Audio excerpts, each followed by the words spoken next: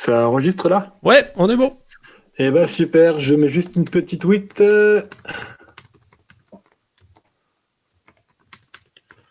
Et c'est parti. Bah, bonjour tout le monde, bonjour à tous et bienvenue dans ce live un petit peu spécial, comme disent les influenceurs de mes couilles. Je l'ai déjà dit la dernière fois, mais c'est pas grave, je le redis encore une fois. On va débriefer un petit peu de cette semaine de Ligue des Champions qu'on a eue. Avec moi, il y a Karim, que vous voyez en photo en noir et blanc. Alors Karim n'est pas décédé, ce n'est pas un hommage à Karim, c'est juste que sa webcam ne marche pas, donc on a mis sa photo. Karim, comment ça va? Et hâte d'évoquer justement cette deuxième partie des huitièmes de finale.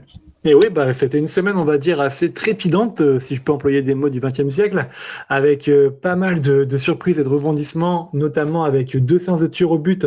Il me semble que c'est une première depuis 96 des tirs au but en huitième de finale. C'est pour dire quand même qu'il y a eu quand même pas mal d'évolutions, pas mal de choses. On a eu une grosse surprise, moi je trouve, avec l'élimination de l'Inter Milan. Malheureusement, Alban qui doit être encore en train de noyer son chagrin, mais une chose qu'on ne voyait pas forcément arriver. Et puis après, pour le reste, des résultats peut-être logiques, mais quand même avec des choses sur lesquelles qui sont passées et sur lesquelles on va revenir. On va commencer par les affiches qu'on avait mardi, Karim. Tu veux commencer par quoi entre Barça-Napoli ou alors Arsenal contre Porto? Bah moi franchement, désolé pour toi, mais honneur au Barça. Donc on va On est commencer au par Barça. Barça Napoli. Eh ben, on va là-dessus. C'est toi qui choisis, c'est toi le chef. Victoire 3-1 du FC Barcelone contre Napoli. Un match au final où il n'y a pas eu énormément de suspense. Malheureusement, le Barça a très vite pris en main les choses avec deux buts inscrits dans les 20 premières minutes. Après, Napoli est revenu au score à la 30e, mais le match a été assez maîtrisé par le Barça. Et puis, c'est le but de Lewandowski en fin de match qui scelle un petit peu la victoire Blaugrana. Il y a eu une petite polémique avec une faute d'arbitrage et un possible penalty qui n'a pas été sifflé sur une faute sur Osimhen. Toi, t'en as pensé quoi de cette déjà? Est-ce qu'il y avait penalty selon toi ou pas? Moi franchement, je suis à la place du camion de la VAR. Je me pose et je regarde 2-3 minutes d'analyser l'action. Chose que j'ai faite à froid au lendemain du match. Pour moi, ouais, le Napoli est quand même bien lésé sur cette action-là. Même si, au final, j'ai envie de dire, ça n'aurait peut-être pas eu de conséquences sur le résultat, tant le Barça a dominé sur ce match, quoi.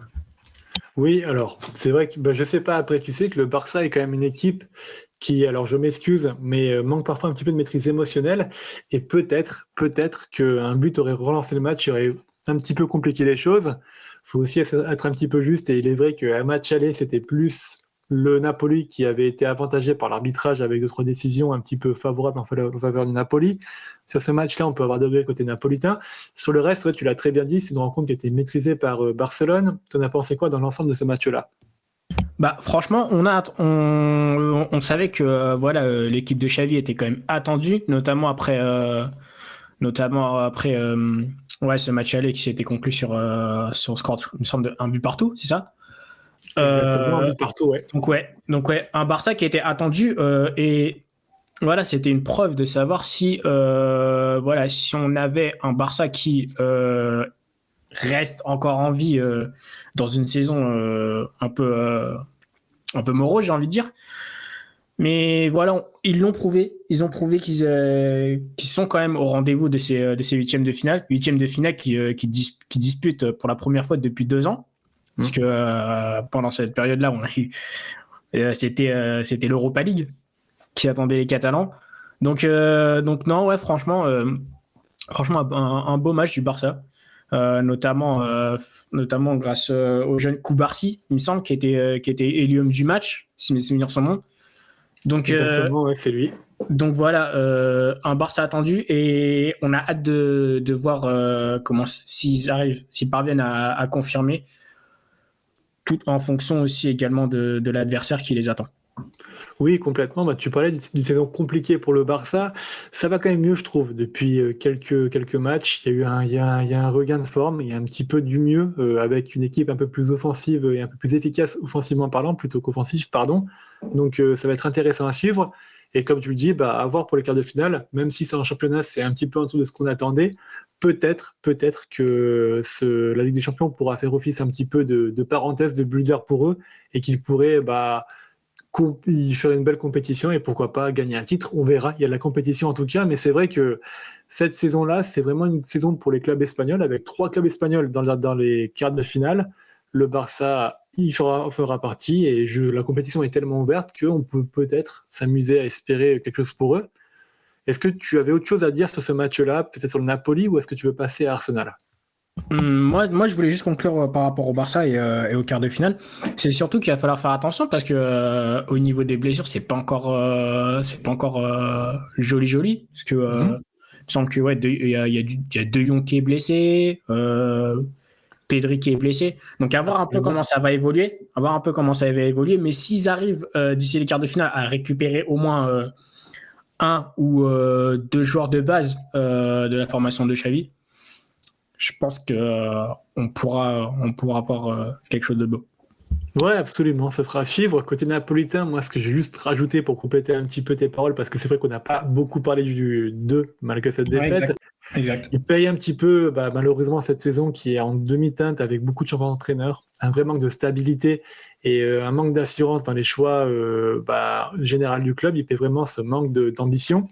On n'est pas trop surpris, enfin, je sais pas toi, mais moi, je suis pas trop surpris par le fait qu'ils passent pas les huitièmes de finale. Et il va falloir beaucoup d'intelligence pour tout reconstruire et retrouver un Napolitain qui rejouera en Ligue des Champions, parce que, à moins d'une énorme surprise, on ne les reverra pas en Ligue des Champions la saison prochaine. Et ils vont perdre pas mal de cadres durant le mercato, donc il va falloir vraiment repenser à tout reconstruire pour retrouver une équipe du Napoli qui, malheureusement, a fait adieu à la Coupe Ganzorri avant peut-être 2 saisons au plus tôt, plus au plus tard, s'il y a toujours cette mauvaise gestion de la part du board napolitain et de De Laurentiis, un spécialiste un peu du genre. De Laurentiis en plus qui a fait parler, qui a fait parler de lui cette semaine. Pas pour les bonnes manières, mais bon, disons que nos frérots Alan, Tony et leur bande parleront de ça mieux que nous. Exactement, c'est pour ça dire, je vous invite, chers auditeurs et chères personnes en live, je ne sais pas comment on dit, liveurs, temps additionnel, temps additionnel zouz, vous trouvez votre nom. Et les auditeurs et viewers d'une manière générale. Les viewers, purée, c'est ça ce mot que je cherchais. Alors c'est la fin de semaine, ne le jugez pas. Voilà, c'est très compliqué pour moi. Les viewers, donc si vous avez, si vous avez du temps ce week-end, on sortira une affiche, un podcast épisode Serie A qui va sortir d'ici vendredi. Il me semble que c'est l'Inter qui est concerné sur cette preview. L'Inter qui jouera contre. Je fais la recherche en même temps que je vous parle, parce qu'évidemment, je ne sais pas, je ne connais pas le calendrier de l'Inter par cœur, vous m'excuserez. L'Inter qui jouera contre Naples, justement. Voilà, la transition est tout trouvée. Donc, on parlera justement de ça. Donc, des formes récentes de l'Inter et de Naples. 2 équipes, spoiler alert, parce qu'on n'a pas encore parlé de l'Inter, mais qui sont sorties en 8e de finale de Ligue des Champions. L'Inter qui va se retrouver un petit peu dans une... Bon, on en parlera plus tard de l'Inter, mais on parlera aussi de comment Napoli va rebondir de cette déconvenue en Ligue des Champions, et puis de la suite de la saison pour eux. Donc n'hésitez pas, ça va sortir vendredi, et on vous attend nombreux là-dessus. On va passer à Arsenal-Porto. Arsenal-Porto, un des 4 matchs qui a fini au tir au but. Victoire de Arsenal 1-0 au bout du temps réglementaire. Il y a eu des prolongations, et puis des tirs au but où Arsenal a gagné 4-2. Tu as pu suivre un petit peu le match, Karim ? Alors je te cache pas que j'étais focus sur le Barça Napoli, mais en ayant quand même un œil sur Arsenal, voir ce qu'ils peuvent faire, parce que il me semble que ça faisait un bon petit moment qu'on les avait pas vus justement à ce stade de la compétition. Et finalement, l'équipe, la formation de Mikel Arteta, même si personnellement je les voyais plus gagner au bout du temps réglementaire, c'est-à-dire à savoir dans les 90 minutes.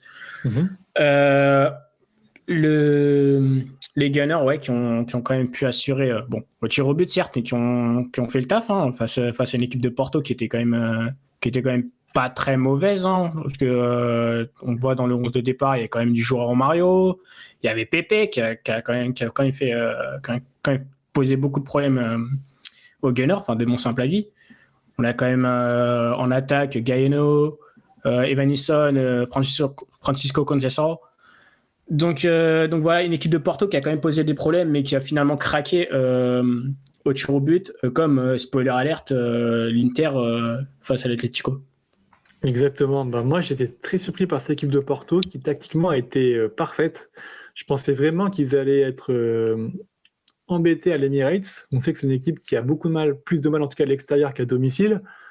Après le match, après la victoire contre Arsenal au match aller, ils avaient buté contre l'avant-dernier du championnat à l'extérieur. Donc c'est une équipe qui a du mal à se déplacer. Je pensais vraiment que ça allait se ressentir et pas du tout.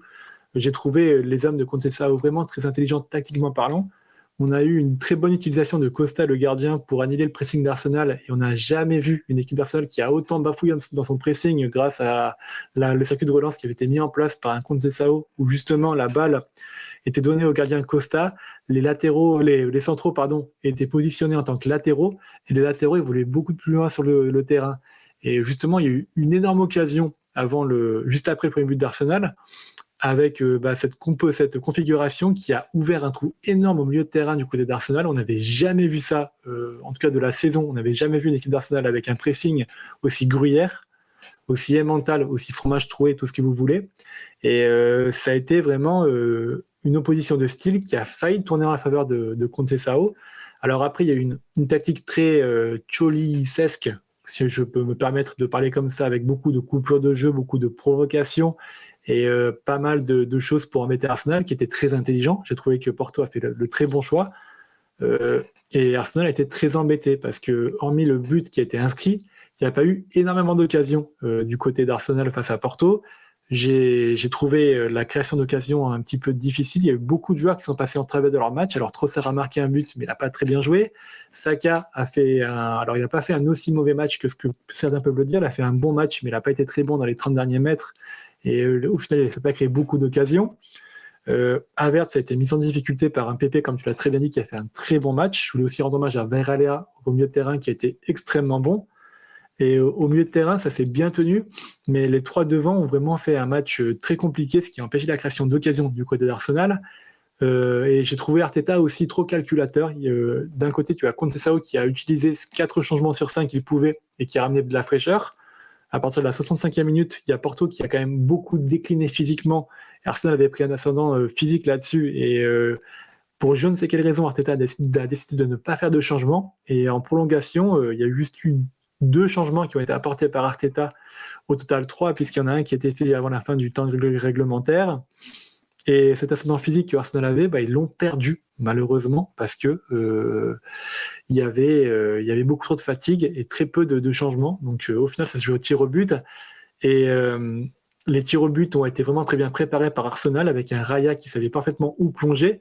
Je vous invite vraiment à lire le thread sur Twitter de Pierre Carré qui montre comment Arsenal a préparé cette séance de tir au but.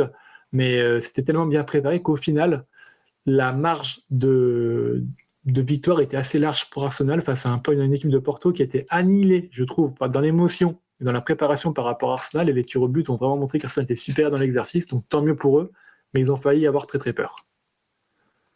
Est-ce que tu veux rajouter d'autres choses? Vas-y. J'ai envie quand même de rajouter un truc, c'est que quand même Pep, mine de rien, a quand même 41 ans. 43 ans même, je crois. 43 ans même. Et un peu comme le vin, c'est-à-dire plus les années passent, mieux il devient, tu vois. 41 ans, c'est toi qui avais raison. Ouais, oui, absolument. On n'aurait pas dit qu'il avait 41 ans. Alors, le match a quand même été entaché d'une petite polémique, mais ça, c'était plus en après-match. Et je pense que toi Flo, tu as plus suivi que moi. Il y a eu quand même une petite prise de bec entre Conceição et Arteta. Et bon, on va dire, ça ne m'étonne pas, parce qu'il me semble que ça avait déjà été le cas lors du match aller. Mais tellement.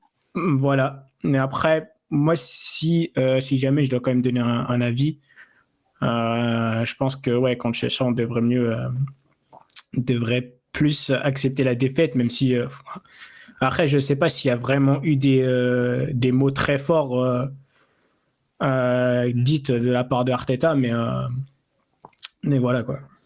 Alors là-dessus, on ne saura jamais ce qui s'est passé. Ce qu'on sait, c'est qu'en tout cas, Conceição a perdu contre City. Il a dit la même chose de Guardiola avec des insultes, des allégations d'insultes, plutôt pas des insultes, à son encontre de la part de Guardiola. Il a perdu contre le Chelsea de Tuchel. Il a aussi eu des allégations d'insultes de Tuchel envers sa personne. Et là, il a été battu par Arsenal. Il a mis encore des allégations d'insultes de la part de Arteta. Ça fait quand même 3 fois que ça arrive. Le seul facteur commun, c'est lui. Donc bon, on verra. Ces paroles sont là. C'est dommage que ça finisse comme ça en tout cas, parce qu'il avait fait une très belle prestation. Tactiquement, je l'avais trouvé très intéressant. C'est juste un petit peu dommage que la fin de match soit un peu tachée de ça, parce qu'il avait il a eu quand même beaucoup de satisfaction malgré la défaite et l'élimination de son côté, je trouve.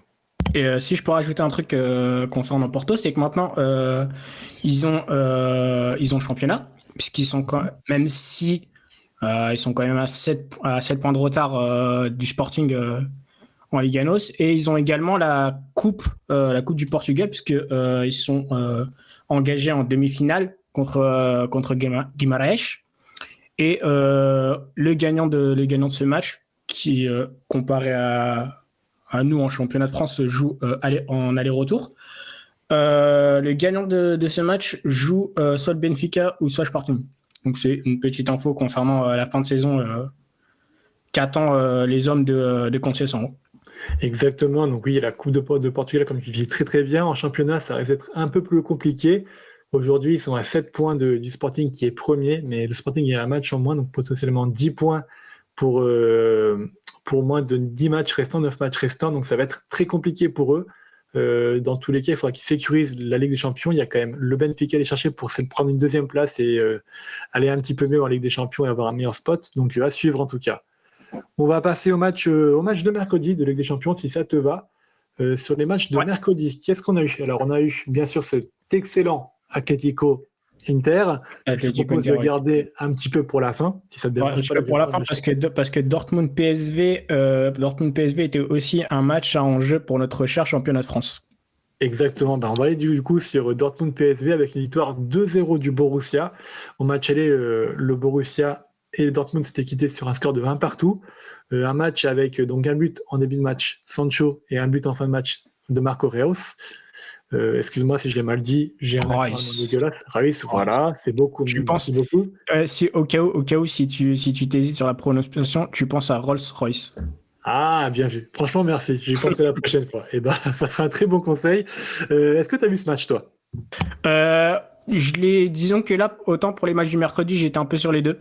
Donc même si j'étais un peu plus attentionné sur Dortmund, puisque comme je l'ai un peu dit en preview, si Dortmund parvenait à gagner ce match, la France s'assurerait une place supplémentaire en Ligue des Champions, ce qui fait que là maintenant on est sur 3+1.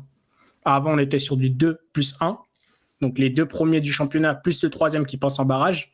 Maintenant, c'est 3+1 pour l'année prochaine. 3 clubs directement qualifiés en Ligue des Champions et le 4e en barrage. Ok, ouais, donc très bonne nouvelle pour la France déjà, et puis très bonne chose aussi pour Dortmund qui vit une saison un peu compliquée en Allemagne et qui peut permettre de sortir de la tête de l'eau grâce à ça. Sur le match en globalité, moi j'ai vu un match quand même assez équilibré, avec qui aurait pu pencher d'un côté comme de l'autre. Les deux équipes ont fait une belle opposition de style, mais l'efficacité a été plus du côté du Borussia qui a quand même directement marqué un but en début de match. Ça a un petit peu aussi changé la physionomie du match. Et malheureusement, le PSV, malgré une belle prestation, n'a pas réussi à trouver la solution. Il n'a pas réussi derrière à remonter ce match-là. C'est dommage. C'était vraiment un match très ouvert, mais au final, le Borussia était plus efficace. Ouais, exactement. Et après, même si voilà, ce n'est que mon avis personnel, j'étais pas très confiant sur la compo que nous a fourni Edin Terzic, parce que quand tu vois quand même défense centrale Niklas Süle, Mats Hummels, tu te dis ouais, il y a à voir ce que ça a donné, parce que quand tu vois des joueurs comme Tillman, Luc de Jong qui a fait le bonheur du Barça et qui maintenant est beaucoup plus tranquille du côté du PSV Eindhoven, Bakayoko qui avait quand même me semble sur une action avait donné le tournis à Mats Hummels. Donc voilà, tu vois des trucs, tu vois ça, tu te dis ça fait peur. Et surtout quand tu vois sur le couloir de Emre Can, tu vois un joueur comme Serginho Dest, tu te dis il y a quand même quelque chose qui peut se passer. Bon, on a quand même eu le but très rapide de Jadon Sancho, Jadon Sancho qui commence un peu à revenir du côté du BVB. Mais voilà, heureusement que le BVB a tenu et a fini par marquer le deuxième but grâce à Marco Reus. Mais voilà, j'ai envie de dire ouais pour le PSV, ouais, il y a des regrets tant ils ont pas su égaliser dans ce match, voire même le tuer parce qu'ils ont quand même les capacités pour le faire, notamment avec, comme je l'ai dit là, ce trio d'attaque Tillman, De Jong, Bakayoko. Mais voilà, Dortmund respire, comme le Barça le fait avec cette qualification en quart de finale. À voir ce que ça a donné. Est-ce que ce sera un coup de boost pour revenir plus fort en championnat. Et voilà, ouais, c'est tout ce que j'ai à dire sur ce match. Et puis, la petite belle histoire du côté Dortmund, c'est Jadon Sancho qui se relance très très bien après un début de saison très compliqué à United. Il a l'air de revivre un petit peu dans cette ère où il a commencé, où il a percé, donc c'est très bien pour lui. Et l'ironie du sort aussi est que son but là pourrait peut-être empêcher United d'avoir une place en Ligue des Champions la saison prochaine, puisque donc on sait qu'avec cette nouvelle formule, les clubs anglais auraient pu permettre d'avoir un 4+1 en termes de place à l'UEFA. Avec la victoire de Dortmund, ça laisse plus de points pour les équipes allemandes et donc du coup un suspense aujourd'hui pour savoir de quel des championnats allemands ou anglais aura ce 4+1. On verra en tout cas la suite, mais Sancho pourrait faire coup double avec une petite vengeance envers Ten Hag et puis une belle histoire avec le Borussia. On va passer au dernier match. Le match, je pense, qui a fait vibrer beaucoup de monde et sur lequel il y a eu énormément de rebondissements et sur lequel on ne s'attendait pas, c'est l'Atlético Madrid qui a triomphé de l'Inter Milan, malheureusement pour les Interistes et malheureusement pour Alban, sur ce match-là, avec un match absolument fou où l'Inter a très vite ouvert le score, enfin pas très vite ouvert le score, mais a ouvert le score. Griezmann a égalisé sur une action sublime et Depay, en fin de match, marque ce but qui arrache les prolongations. On a eu ensuite des prolongations un petit peu insipides, les tirs au but, et puis un claquage complet de Lautaro Martinez. Franchement, j'ai envie de dire, allez la petite bise à nos chroniqueurs espagnols. Que partido. Que partido, c'est ça. Madre mio, que partido. Et ouais, non, franchement, c'est... Allez, je vais me faire des ennemis. C'était le meilleur huitième de finale qu'on ait eu. Je pense que je ne veux pas faire des ennemis, je pense que tout le monde le pense, honnêtement, dans l'intensité, dans le scénario, dans les rebondissements, dans les buts marqués. Ça a été ce qui s'est fait de mieux sur même les confrontations aller et retour. Ça a été le meilleur match. Ouais, franchement. Et j'avais... alors certes, autant j'avais pas pu voir les buts de Di Marco et Antoine Griezmann. D'ailleurs, c'était des buts qui se suivaient, justement. Mais par contre, j'ai pu voir quand même... le but qui envoie l'Atlético en prolongation, même si les Colchoneros avaient l'opportunité en toute fin de temps réglementaire de carrément tuer les interistes. Mais malheureusement, ça ne s'est pas fait. Il y a eu, comme tu l'as dit, des prolongations insipides.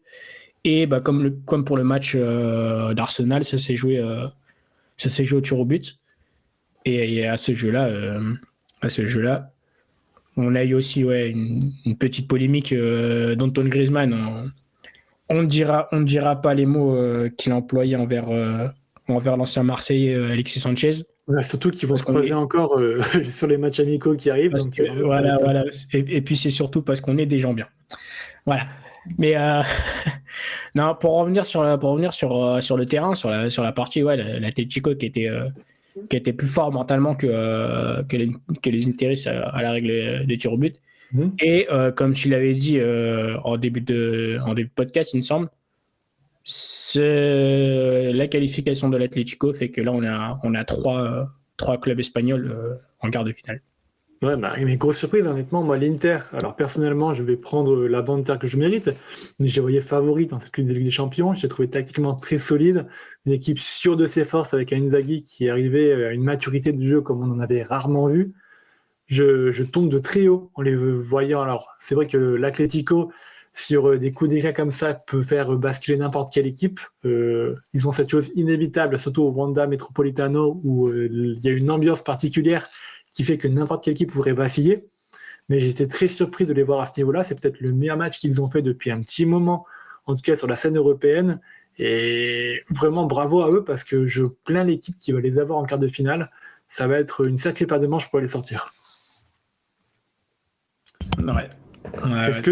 Est-ce que toi, tu voulais rajouter quelque chose sur ce match-là ou est-ce que tu vas passer au petit débat? Non, On va passer au petit débat. Non, je partage clairement ton avis.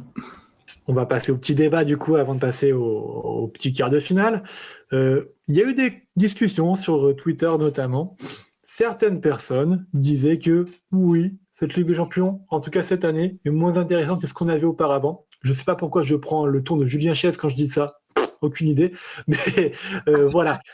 Ah non. Ouais, en plus, c'est pas la meilleure référence.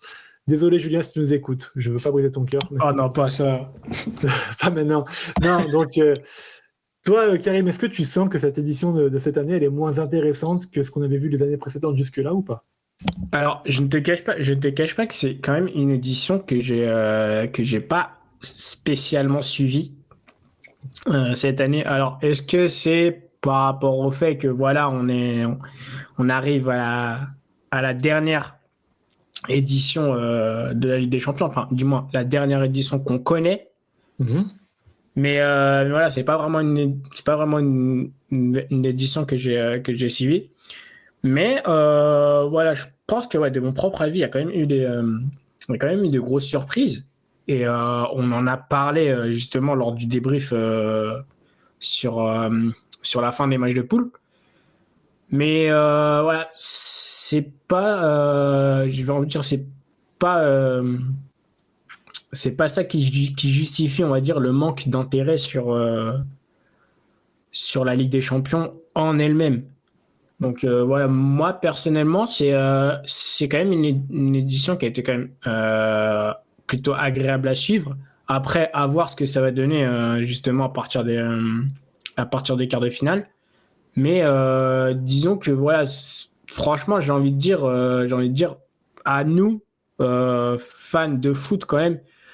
Je suppose que les chroniqueurs de terre ont surtout connu l'époque où il me semble c'était entre la phase de poule et les huitièmes de finale, voire les quarts, il me semble, il y avait encore une deuxième phase de poule. Il me semble que c'était dans les années 2000 qu'il y a eu cette version-là. Moi, j'ai envie de dire, faut qu'on profite. Faut qu'on profite de cette Ligue des Champions dans cette version-là, parce qu'à partir de la saison prochaine, il va y avoir plus de matchs. Ouais. Et je pense moins d'intérêt à regarder cette coupe aux grandes oreilles qu'avant. Ok, oui, bah, tu soulèves quelque chose d'intéressant dans le sens où c'est vrai qu'il y a moins d'intérêt pour la Ligue des Champions de plus en plus. Moi, il est vrai qu'avant qu'Arsenal se qualifie, j'avais plus de mal sur les saisons précédentes à m'y intéresser parce que je trouvais, bah, tu l'as vu, surtout depuis la suppression du but à l'extérieur, on a eu des matchs un peu moins intéressants à l'aller. Tout se joue au retour. C'est vrai que j'avais pas soulevé cet été-là, ouais. Mais c'est vrai que ça fait une vraie différence. On a des matchs qui seront un peu moins intéressants au match aller, des équipes qui sont plus dans le calcul, et tout a tendance souvent à se jouer au match retour. Donc c'est quelque chose qui nuit un petit peu au spectacle et qui a fait une grosse différence, je trouve, dans ce qui était proposé.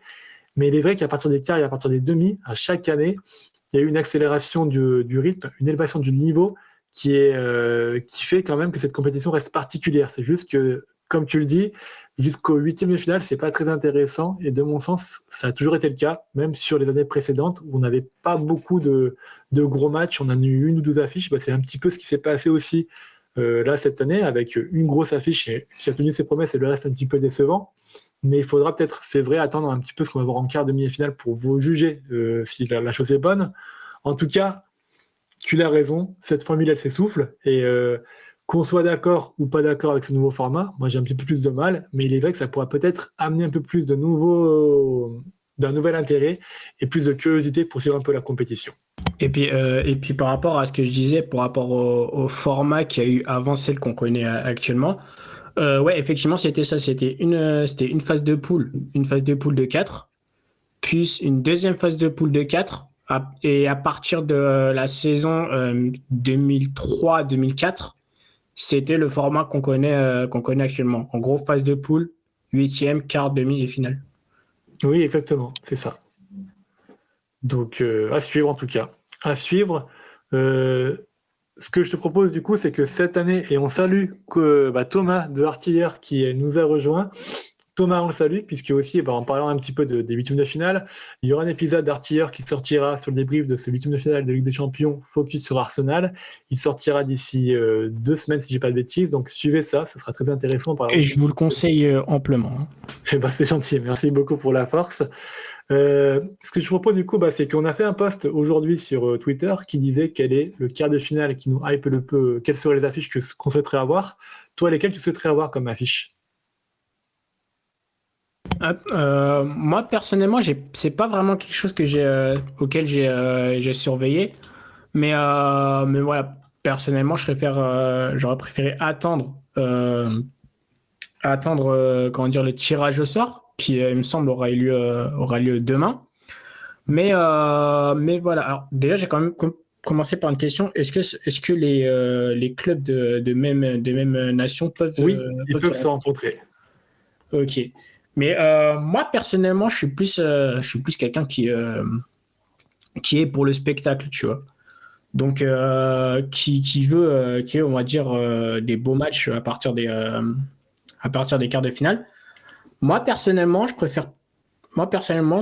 je verrais bien, on va dire, le PSG se frotter un club anglais. Ouais. Soit Arsenal, soit Manchester City, même si je pense que ma tendance personnelle préférerait voir un PSG Arsenal. Concernant Manchester City, ouais, j'ai envie de dire un petit Manchester City Barça. Ok, pourquoi pas. Ensuite, je pense que je vais un peu me faire allumer, mais je verrais bien un classiqueur en Oh, quart un de finale, classiqueur, d'accord. Bayern Dortmund et par élimination le derby de Madrid. Eh ben écoute, c'est pas mal du tout, honnêtement. Alors, moi, je suis un peu moins dans ta team parce que j'aime pas trop les matchs de les confrontations entre les mêmes pays. Je trouve que ça, avant les demi-finales, ça n'a pas un certain charme. Si je joue l'Europe, c'est pour voir aussi d'autres choses que ce que tu vois en championnat. Même si c'est vrai que le derby de Madrid et le classiqueur, c'est quand même des belles affiches et c'est intéressant. Je trouve que c'est mieux à partir des demi-finales ou des finales. Donc, ça me plairait bien d'avoir des confrontations entre clubs, des clubs de pays différents. J'aime beaucoup le Arsenal PSG. J'aime beaucoup le City que tu as annoncé contre. T'as mis qui? T'as mis City contre le Bayern? Barça. City Barça, pardon, c'est moi. City Barça, j'aime beaucoup aussi, avec le en plus par rapport au Guardiola, tout ça. Du coup, je vais intervertir les deux affiches dont tu m'as dit. Je verrais bien un Bayern Atlético qui peut être sympa dans la position de style et un Dortmund contre le Real Madrid. Là, ce serait un peu l'affiche un peu déséquilibrée avec le Real qui, je pense, aurait des chances, mais les trois autres affiches seraient assez équilibrées. Là, on serait bien loin du Dortmund Real qu'on avait connu, il me semble. Ah ouais, absolument. 2010, ça absolument. C'est ça. Ouais, avec Dortmund qui surprend les merengues pour aller défier le Bayern à Wembley avec notamment le résultat qu'on connaît. Exactement. Et c'était tout pour moi. En tout cas, réponse sur le tirage au sort demain à midi sur RMC, si je dis pas de bêtises, et peut-être qu'elle diffusera ça. On verra si on a eu du pif ou pas, Karim. Si on n'en a pas, on s'en vantera pas. Si on en a, bien sûr qu'on partagera sur tous les réseaux sociaux et on dira qu'on est les meilleurs. En tout cas, merci à tous de nous avoir suivis ce soir pour ce live Twitch. Ça sera bien sûr disponible en replay sur Twitch, sur peut-être notre chaîne YouTube, mais aussi sur Spotify et toutes les plateformes de podcast habituelles. On vous souhaite une très bonne fin de semaine. On vous souhaite d'écouter les previews qui vont sortir dans la semaine, dans fin de semaine, qui vont concerner donc la Bundes, la Serie A, la Bundes, la Serie A, la Liga. Pour la Première Ligue, on va parler de FA Cup, vu que ce sera un week-end de FA Cup et qu'il n'y aura pas beaucoup de matchs de Première Ligue. En tout cas, on vous souhaite beaucoup de plaisir. Merci à tous, c'était Additionnel. Salut! Ciao!